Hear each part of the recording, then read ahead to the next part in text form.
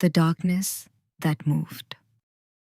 Petra Halvorsen does not give interviews about what she saw on EVA 43. This is not because she is protecting classified information. The mission log is public record. The telemetry data has been reviewed by 3 independent teams, and nothing in the official documentation suggests anything anomalous occurred. It is because she has not yet found words for it that do not make her sound like someone who has been in space too long. She was outside the station for 4 hours and 17 minutes, that much. A routine maintenance task, replacing a degraded thermal shield segment on the port solar array truss. She had done this type of work 11 times before.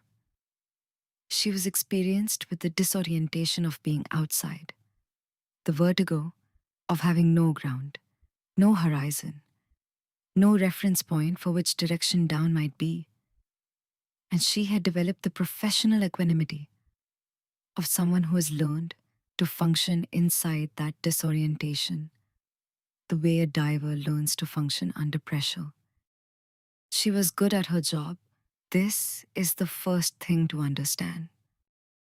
The anomaly appeared in her peripheral vision approximately 90 minutes into the EVA. She described it in the immediate aftermath in her mission debrief as a shadow. The technical team noted this and moved on. Shadows are an ordinary feature of orbital operations, where the sun can pass from full illumination to complete darkness in seconds. But Petra had meant something different by the word, and she had not corrected them. And she had been thinking about the specific wrongness of the word ever since. It was not cast by anything. A shadow requires a source. This had no source. What she perceived was a region of space. She was facing away from Earth at that moment, looking toward deep space, toward nothing in particular, where the darkness was different. This is almost impossible to convey to someone who has not been in low Earth orbit. In space, the darkness between stars is not empty. It has texture. The Milky Way in a band across a third of the sky, the faint smear of the Magellanic Clouds, individual stars of varying brightness organized into patterns she had memorized as a child. The darkness has structure. It is full. And within that full darkness, there was a region where the stars were gone. Not occluded. She would have recognized an occultation, a disk of solid object passing in front of a star field. This was not a disk. It had no sharp edges. It was more like, and she returned to this description over and over in the years afterward, a density. A place in the sky where the light was thinner, the way fog makes light thin. Except that there was no fog in space, and the effect was not even. It moved. This is the part she has not been able to explain. It moved. Not quickly, not in the mechanical way that debris moves, or in the orbital way that the station itself moves. It moved the way a very large, very slow thing moves when it is far away. The way clouds on the horizon move, apparent velocity slow to near stillness, real velocity immense. She tracked it for approximately 40 seconds before she said anything on the comm. She did not say, "There is something moving." She said, "Flight. I'm seeing something unusual in the star field to starboard. Can you check the optical sensors?" Flight checked the optical sensors. The optical sensors showed nothing unusual. This was not a surprise to Petra. Later, when she thought about it more carefully, the sensors were calibrated to detect objects, discrete physical things with boundaries and surfaces. What she was looking at had neither. Or it had both. At a scale the sensors were not designed to accommodate. The way a camera pointed at the side of a mountain cannot resolve that it is a mountain. She kept working. She finished the thermal shield replacement. She came back inside. It was on the transit back to the hatch that she fully registered the scale of what she had been watching. She had been tracking it against the star field for 11 minutes by then. She checked the timeline afterward, in her private log, and she had enough reference points to estimate how much sky it occupied. The calculation she made, standing at the hatch, waiting for cycling pressure to allow re-entry, was not precise. It did not need to be. What she was looking at covered approximately 4 degrees of arc. She knew, as any astronaut knows, what 4 degrees of arc means at astronomical distances. The moon covers half a degree. A degree is a vast thing in the sky. 4 degrees of moving absence, at a distance sufficient to avoid detection by orbital sensors. The math refused to resolve into anything she recognized.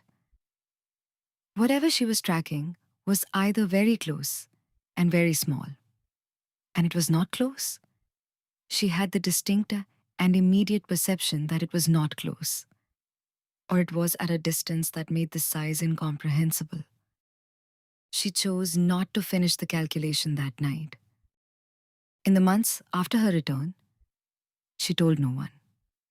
She read everything she could find about dark matter structures, about voids and cosmic filaments, about known classes of astronomical anomaly that might produce a mobile region of altered light transmission.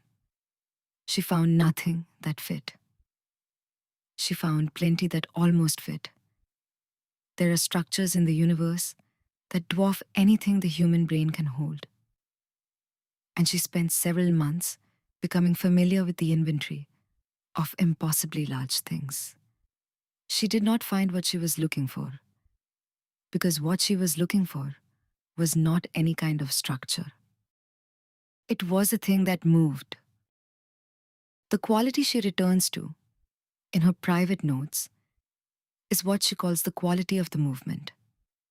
Not that it moved, but how it moved, with a quality she can only describe as orientation.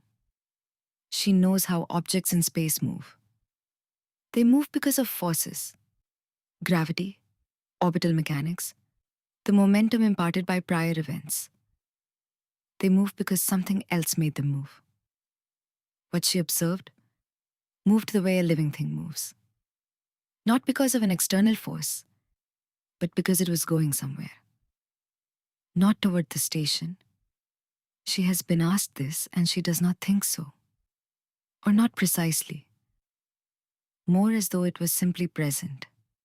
And presence, at that scale, requires motion. She looked it up once. What is the largest known structure in the observable universe?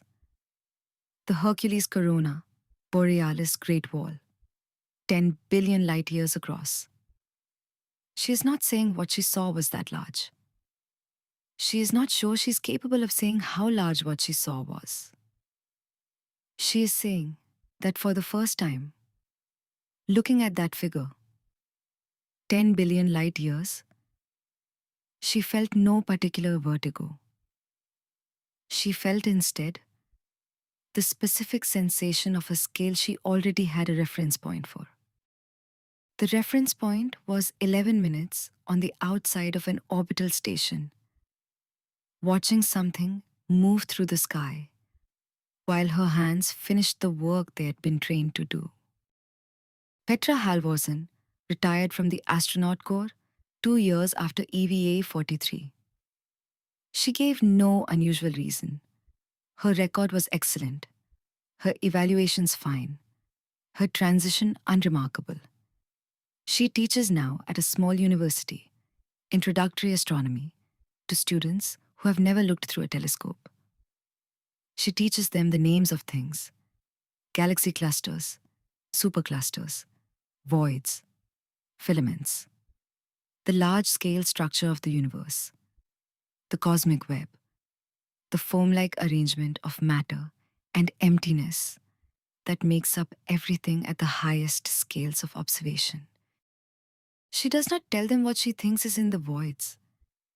She is not certain herself, not in any way she could write down.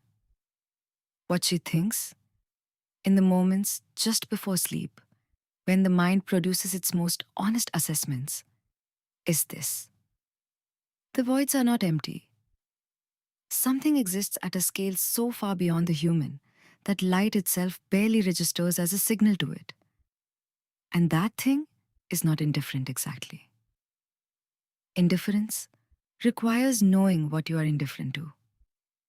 What she witnessed was something for which she simply did not exist as a category.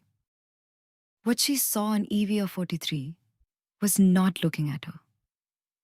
She knows this. She also knows, in her body, in the specific quiet that settled into her when she came back inside and cycled the hatch, that it registered her. The way the ocean registers a grain of sand. The way 1 billion years registers a human life.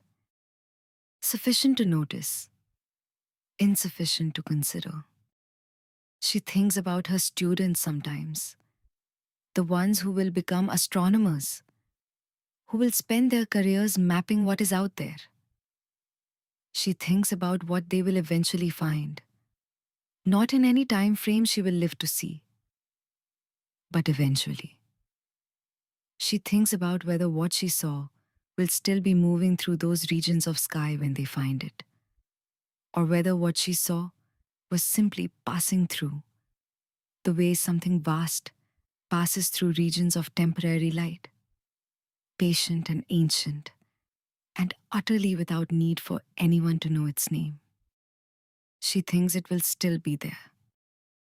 Petra Halvorsen teaches Introduction to Astronomy at a state university in upstate New York. She has received 3 teaching awards.